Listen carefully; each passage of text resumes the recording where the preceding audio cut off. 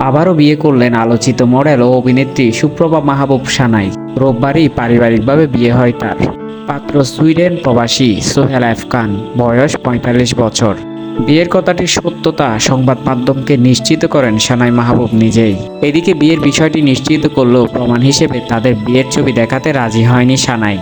তবে শিগগিরই ফেসবুকে এসে অথবা সোশ্যাল মিডিয়ায় এসে লাইভের মাধ্যমে সবকিছু জানাবেন বলে জানিয়েছেন তিনি।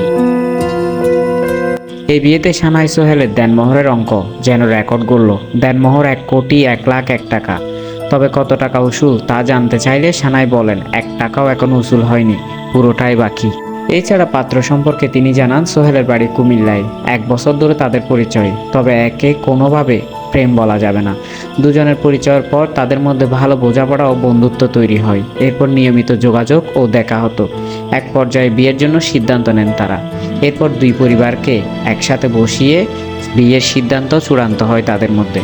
উল্লেখ্য যে এর আগেও একাধিক বিয়ের গুঞ্জন রটেছিল এই অভিনেত্রীর, যদিও তখন তিনি তা উড়িয়ে দিয়েছিলেন।